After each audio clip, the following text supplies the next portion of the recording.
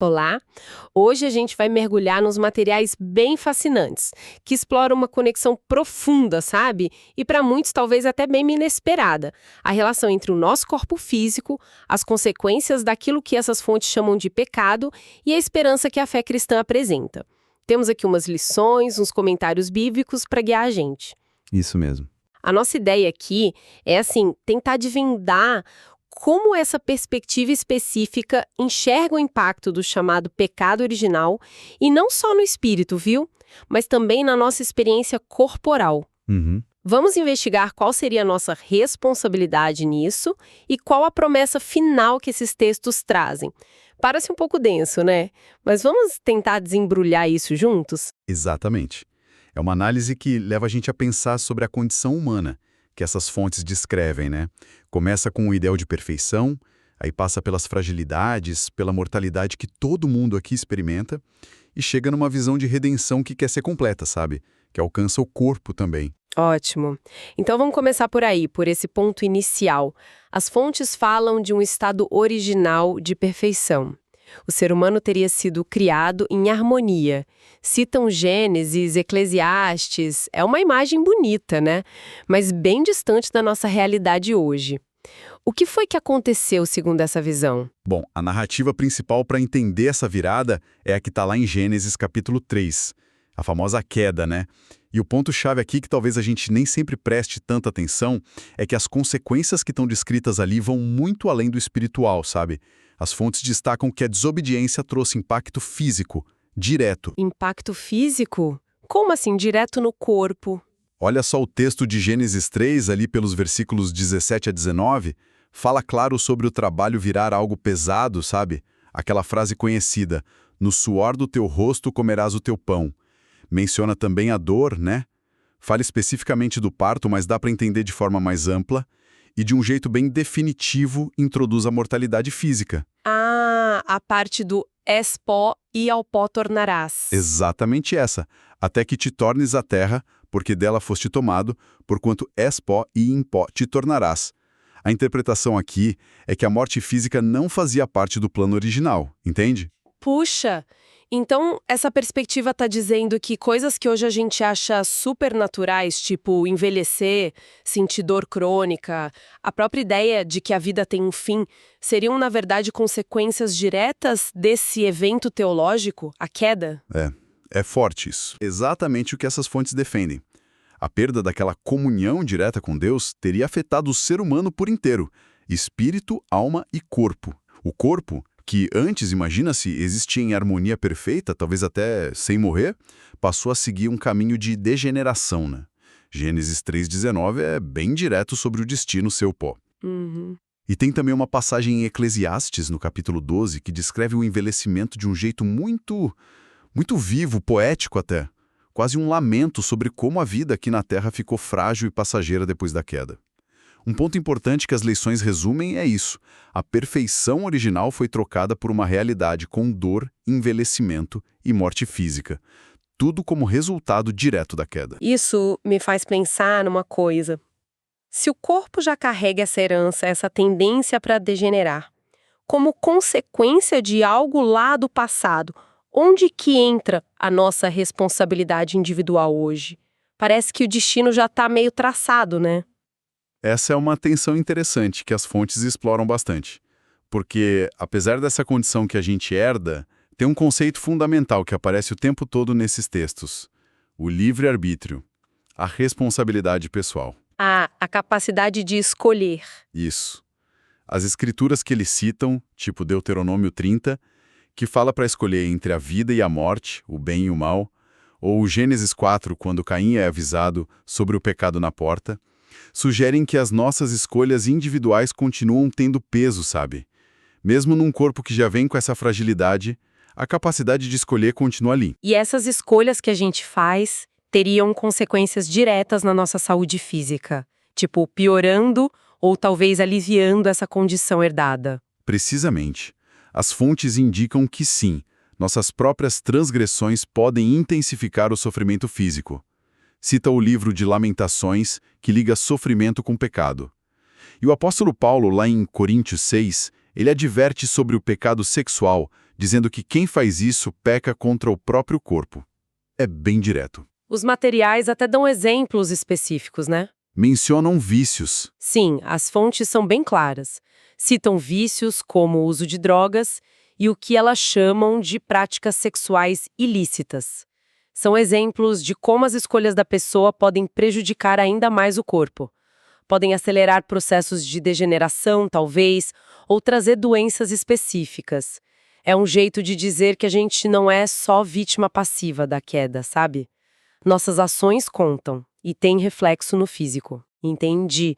Mas tem um outro lado disso também, né? A responsabilidade não é só evitar o que faz mal, mas também fazer o bem para o corpo. Exatamente. E aí entra uma imagem muito forte que esses textos usam. O corpo como templo do Espírito Santo. Está lá em 1 Coríntios 6,19. Ah, sim, essa é conhecida. Pois é. Se o corpo é visto como morada do divino, isso significa que a gente tem um dever de cuidar, de zelar por ele. Não é só evitar o que destrói, mas ativamente buscar o bem-estar físico. Dentro do possível, né? Isso vira um ato de responsabilidade e até de adoração a Deus. Um resumo nas fontes reforça bem essa ideia. Mesmo depois da queda, o livre-arbítrio continua e a gente é responsável pelas escolhas que afetam nosso corpo e nossa vida diante de Deus. Ok. Então o quadro é complexo. Temos um corpo marcado pela queda, com tendência à dor e à morte, mas onde nossas escolhas ainda são super importantes e a gente tem essa responsabilidade de cuidar dele como algo sagrado. Diante dessa realidade que pode soar meio pesada, como que esses materiais trazem a ideia de esperança? Ela também vale para o corpo. Esse é o ponto central e talvez seja a parte mais transformadora dessa perspectiva toda. A esperança cristã, como está descrita aqui, não é só uma fuga espiritual da realidade física. Não mesmo. Pelo contrário, ela está na promessa de uma redenção completa feita por Cristo, que inclui também o corpo físico. Redenção do corpo. Isso vai além de simplesmente, sei lá, a alma ir pro céu depois que a gente morre. Sim, vai bem além. A esperança que eles destacam é a de um corpo glorificado. O que isso quer dizer? É um corpo futuro, depois da ressurreição, que vai ser radicalmente transformado, restaurado à perfeição original ou talvez até melhor que isso. Uau! Um corpo livre de toda doença, do processo de envelhecer, da dor, da própria morte. As fontes mostram passagens como Filipenses 3, que fala que Cristo transformará o nosso corpo abatido para ser conforme o seu corpo glorioso. Conforme o corpo glorioso de Cristo. Isso quer dizer que tem uma continuidade, mas ao mesmo tempo uma mudança radical. Exatamente. 1 Coríntios 15 explora muito essa ideia. Compara o corpo terreno, corruptível, fraco, com o corpo celestial, incorruptível, poderoso. Não é que o corpo vai ser destruído, mas sim transformado. Uma das fontes até explica melhor o significado daquela palavra grega usada em Filipenses, metaschematizo. Ah, palavra difícil. Para um corpo adaptado para a vida celestial, eterna, em comunhão total com Deus. Essa esperança final que, segundo essa visão, deve sustentar o cristão no meio das lutas de agora. Nossa, isso realmente joga uma luz diferente nas dificuldades físicas. Mas como que essa esperança teológica tão grande se conecta com os desafios bem concretos do nosso dia a dia? As fontes mencionam até um termo que me chamou a atenção: gerontofobia. Assim, a gerontofobia, as fontes definem como um medo mórbido, quase doentio de envelhecer. Apresentam isso como um exemplo claro de como olhar para a finitude, para a degeneração física, sem ter essa esperança maior, pode gerar uma ansiedade profunda, sabe? E aquela busca sem fim, às vezes até prejudicial, pela juventude eterna. A nossa cultura faz muito isso, né? Idolatra o jovem e esconde o velho. É verdade. E qual seria então a resposta cristã para essa fobia? Ou para outros desafios, tipo estresse crônico, a luta contra um vício, a dor de uma doença? Olha, a abordagem que os materiais propõem tem várias frentes. Por um lado, reforça a importância do cuidado prático no dia a dia. Tem uma citação interessante que diz: cuidar de si é muito importante, mas é preciso ser sábio e viver todas as fases da vida de maneira autêntica. Viver autenticamente. Ou seja, Não negar a realidade do envelhecimento ou da doença, mas viver isso com dignidade, com sabedoria, cuidando do corpo do melhor jeito possível, como a gente já falou, por ele ser templo do Espírito Santo. Mas só o cuidado prático não resolve tudo, né? Imagino, diante da inevitabilidade de certas limitações. Não resolve. Com certeza não. E é aí que a esperança da glorificação entra como um recurso espiritual fundamental. As fontes sugerem que, na hora de enfrentar o estresse, a tentação de um vício, a ansiedade de envelhecer ou a dor física mesmo, o cristão deve cultivar qualidades como serenidade, paciência e, principalmente, firmeza na fé, ancorado nessa promessa futura. O exemplo de Jó aparece muito. Ah, o Jó. Sim, alguém que, mesmo no meio de um sofrimento físico e emocional terrível, manteve a integridade, a confiança em Deus e declarou: "Eu sei que o meu Redentor vive." É quase como se essa esperança futura desse um novo significado para as lutas de agora. Não que elas sumam, mas talvez fiquem insuportáveis ou até ganhem um propósito diferente. Exatamente essa é a ideia. É olhar para as limitações, para a dor, para o próprio envelhecimento, que são entendidos como parte da condição humana depois da queda, e às vezes piorados pelas nossas escolhas, mas sem desespero, porque se tem a perspectiva de um futuro onde tudo isso vai ser revertido. Romanos 8 fala da criação que geme como em dores de parto, esperando a redenção, incluindo a redenção do nosso corpo. Essa esperança não é tipo um analgésico que tira dor na hora, sabe? Mas é um horizonte que muda o jeito de caminhar pela dor. Dá um quadro maior, um senso de propósito e uma força para continuar que de outro jeito talvez não existisse. Fascinante. Então, se a gente fosse resumir essa jornada que os materiais propõem. Começamos com um corpo criado perfeito, que sofreu as consequências físicas da queda, dor, envelhecimento, morte. Aí passamos pela responsabilidade individual que ainda temos sobre esse corpo, tanto para evitar o mal quanto para buscar o bem, cuidando dele como essa morada do Espírito Santo, e chegamos no ponto alto dessa narrativa, que é a esperança na redenção completa que Cristo oferece.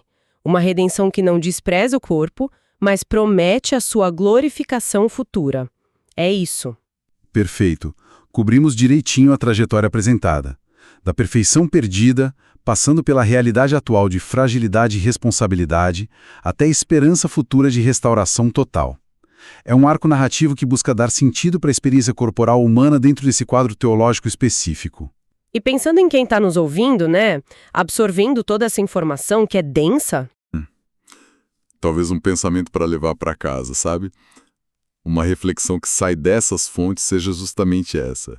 Como que internalizar essa narrativa toda desde a queda até a glorificação pode, de fato, transformar o jeito como uma pessoa lida com as realidades do corpo no dia a dia? Como que a esperança concreta de um corpo futuro, eterno, saudável, livre de dor, como está descrito lá em Apocalipse 21 e 22, uma condição que as fontes dizem ter sido garantida pelo sacrifício de Cristo na cruz, como que isso informa e talvez fortaleça a vivência da fé diante do espelho, diante da doença, do cansaço, da própria mortalidade? Como essa esperança vira ação, vira resiliência, vira paz, aqui e agora? É uma pergunta, né? Que cada um pode explorar à luz do que a gente conversou.